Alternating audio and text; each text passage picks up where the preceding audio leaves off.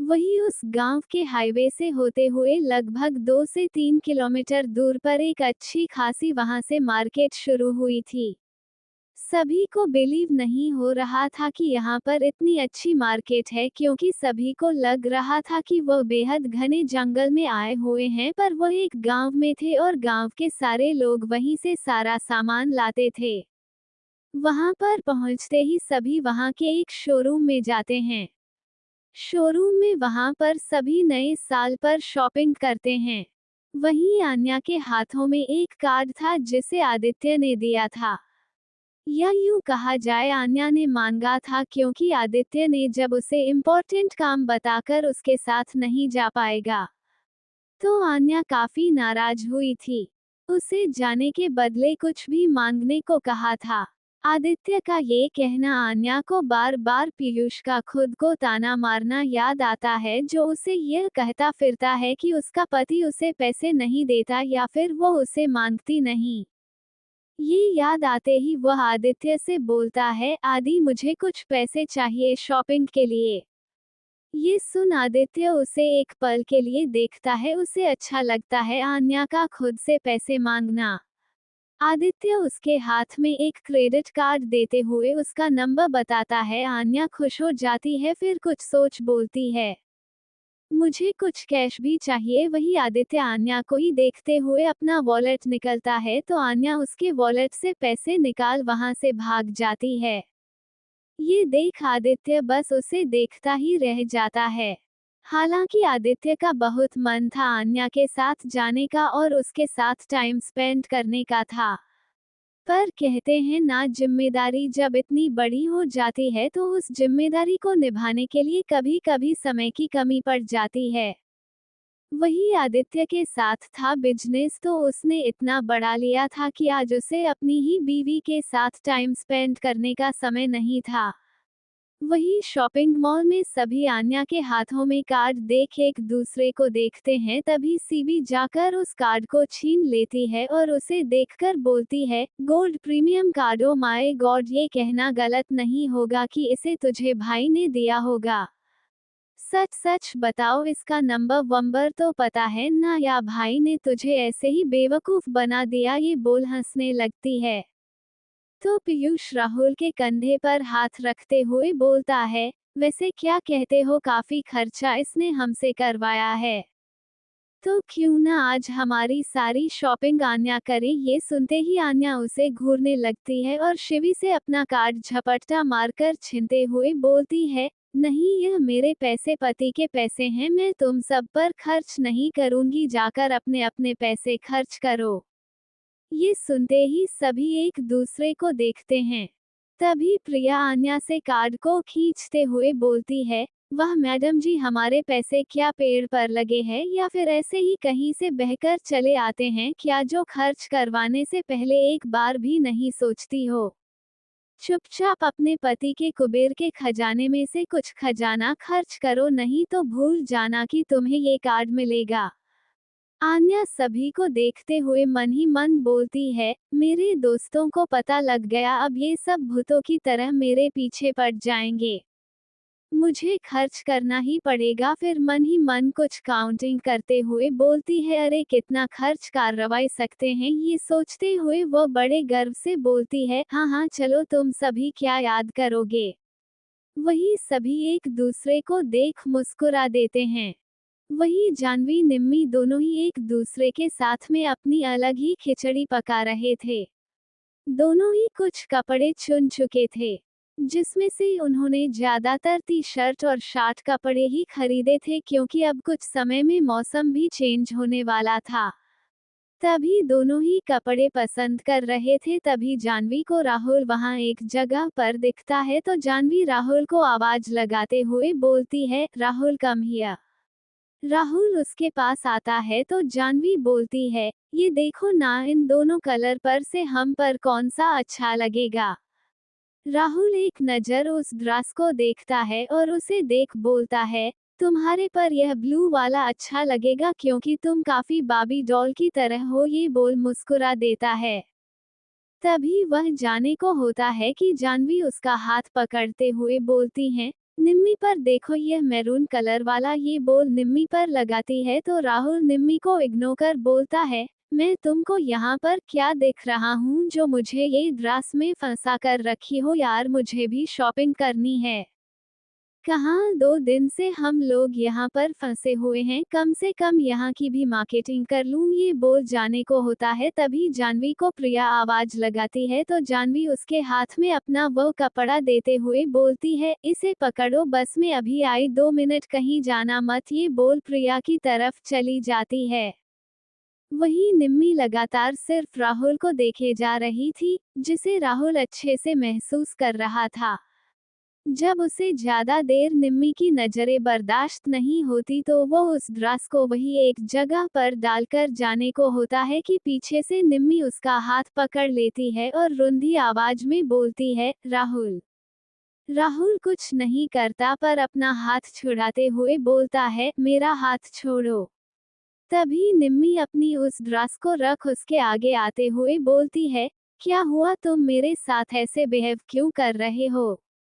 हम कितने अच्छे से साथ रहते थे, कितना हंसते बोलते थे, तुम्हें पता है तुम्हारा ये सब बोलना, ऐसे मुझे इग्नोर करना मुझे बिल्कुल अच्छा नहीं लगता। प्लीज आंसर मी, क्यों कर रहे हो ये सब? ये सुन राहुल एक नजर निम्मी को देखता है और उसका हाथ झटक देता है और बोलता है, पहले ही बोलता था क्योंकि दोस्ती थी, पर अब नहीं बोल रहा हूँ क्योंकि मेरी मर्जी नहीं है। ये सुन निम्मी थोड़े गुस्से में, पर क्यों? क्या मैंने कोई गलती की है जो तुम मुझसे ऐसी बातें कर रहे हो? ये बोल उसके पास आकर उसका हाथ पकड़ उसके गले लगाते हुए बोलती है, प्लीज मेरे साथ ऐसे मत बिहेव करो। निम्मी का ऐसे करीब आना राहुल को एक सुकून से आ जाता है, वह अपनी आंखें बंद कर लेता है, पर तभी उसे कुछ याद आता है तो वह निम्मी को खुद से जबरदस्ती दूर करते हुए बोलता है, तुम्हें नहीं लगता कि तुम गलत जगह पर गले मिल रही हो? ये सुन निम्मी उसे देखती है और बोलती है, कहना क्या चाहते हो? ना जाने क्यों उसे राहुल के नजरों में तिरस्कार दिख रहा था। तभी राहुल हंसते हुए बोलता है, मेरे हिसाब से क्या नाम था? हाँ, अनुराग सर। भले ही वो टेररिस्ट निकल गया पर था तो बहुत ज्यादा हैंडसम और चार्मिंग। क्या हुआ, उसने तुम्हें छोड़ दिया तो तुम्हें अब कोई दूसरा मर्द चाहिए? उसकी ऐसी बातें सुन निम्मी हैरान थी और अनुराग की बात सुन वह एक पल के लिए शॉक्ड थी और राहुल को देखते हुए बोलती है, राहुल तुम कहना क्या चाहते हो? साफ साफ कहो। मेरा और अनुराग का क्या? निम्मी को ऐसे बोलते देख राहुल को गुस्सा आ जाता है और वह निम्मी का दोनों बांह पकड़ते हुए वहीं पर दीवार से लगभग जोर से सटाते हुए बोलता है, कितनी मासूम बनने का नाटक करती हो ना। राहुल के ऐसे जोर से पकड़ने पर निम्मी को काफी ज्यादा दर्द हो रहा था। वह राहुल से खुद को छुड़ाते हुए बोलती है, राहुल छोड़ो, मुझे दर्द हो रहा है मुझे। ये सुन राहुल उसे और जोर से पकड़ उसके करीब आते हुए बोलता है, क्यों, मेरा छूना तुम्हें खराब लग रहा है? वैसे कहाँ कहाँ छुआ था उसने तुम्हें? वह क्या है ना, जब देखो तब अनुराग अनुराग अनुराग का माला जपती थी। राहुल को वह पल याद आता है जब वह अनुराग के बारे में कीर्ति से बातें किया करती थी। और वही राहुल ये सब सुनकर अंदर ही अंदर टूट रहा था। भले ही उसने निम्मी के साथ खेल मस्ती करता था पर उसे निम्मी से एक अलग ही अटैचमेंट थे और वह अटैचमेंट उसे तब समझ आई जब निम्मी को खुद से दूर जाते हुए देखा तो उसे समझ आया कि वह निम्मी से कितना प्यार करता है। वहीं राहुल की यह सब बोलने पर निम्मी दर्द से जो खुद को छुड़ा रही थी वो उसे गुस्से में बोलती है, बस करो राहुल, जब किसी बारे में नहीं जानते हो तो ऐसे बात मत किया करो, मुझे छोड़ो, मुझे तुमसे कोई बात नहीं करनी। ये सुनते ही राहुल उसे खींचते हुए वहीं पर चेंजिंग रूम के अंदर ले जाता है और दरवाजा लॉक कर देता है। ये होते ही निम्मी को राहुल से डर लगने लगता है, ना जाने क्यों उसे राहुल का ये हरकत उसे डरा रहा था। वो पीछे जाने को होती है और पीछे चेंजिंग रूम के वॉल से टकरा जाती है। राहुल उसके करीब आते हुए बोलता है, क्यों, जब भी तुम्हें देखा उसी के साथ गाड़ी में घूमना फिरना, यहाँ तक कि उसके घर तक जाना, घर से भी तुम्हारा मन नहीं भरा तो तुम उसके केबिन तक जाती थी और कितने कितने देर बाद आती थी। यह सब के बावजूद तुम मुझे ये कह रही हो कि तुम्हारे और उसके बीच में कुछ नहीं है।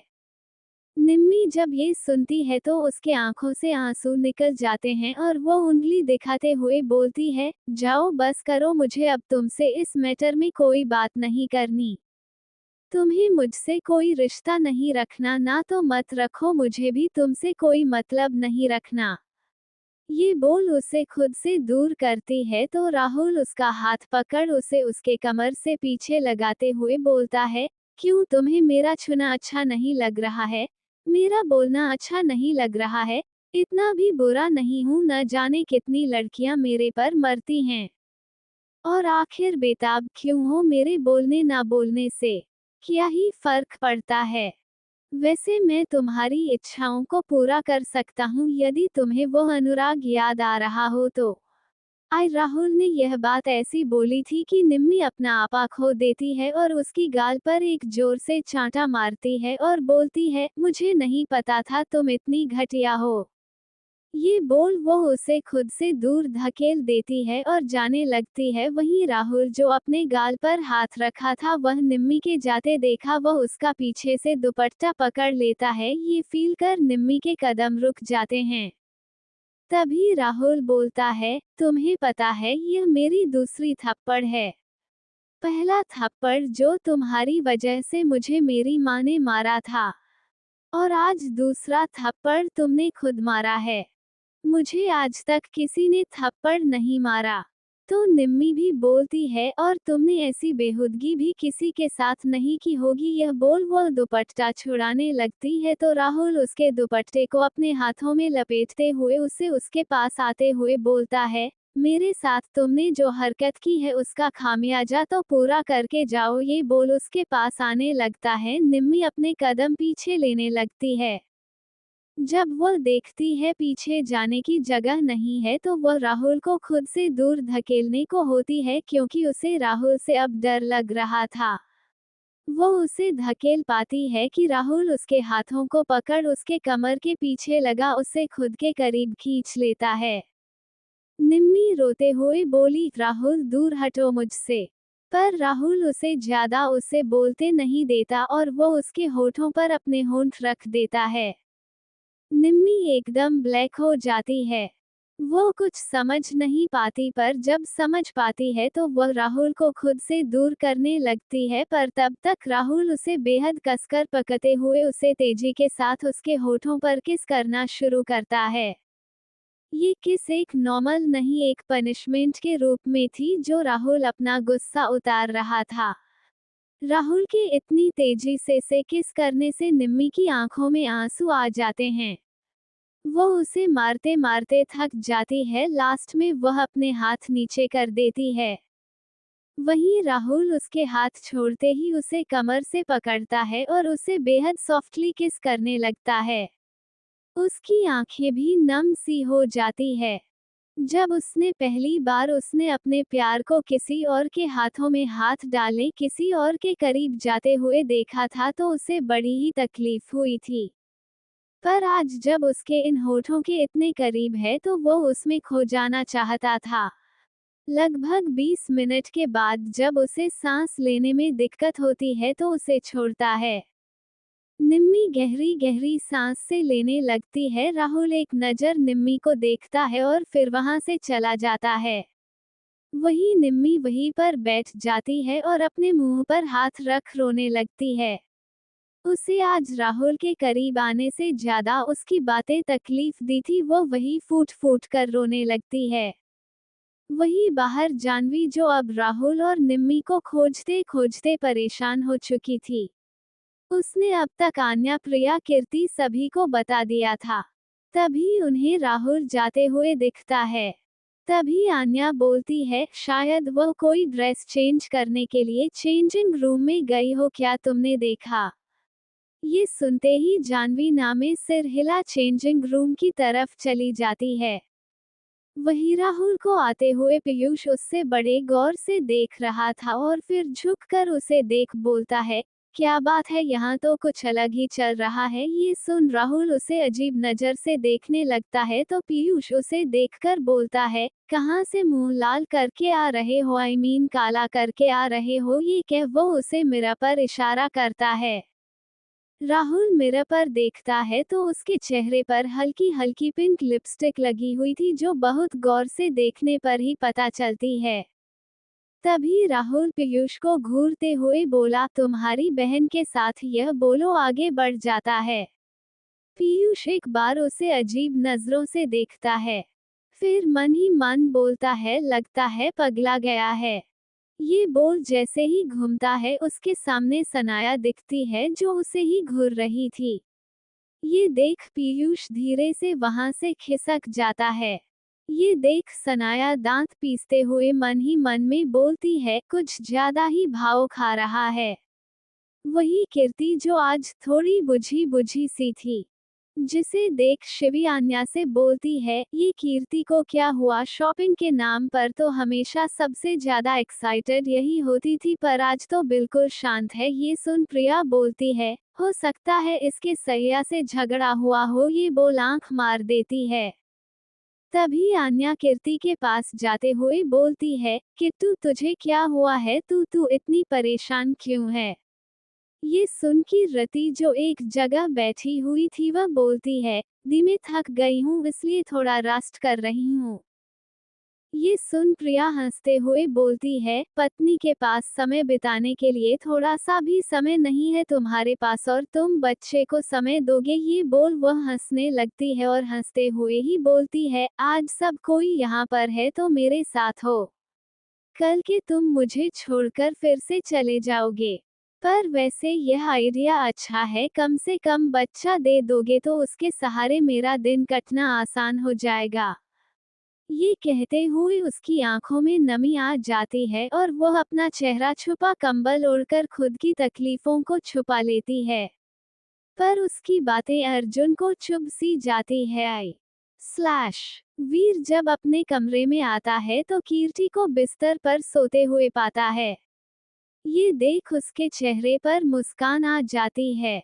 जब वो और आदित्य उन सभी को लेने गए थे, तभी उसे कीर्ति कुछ बुझी बुझी सी लग रही थी।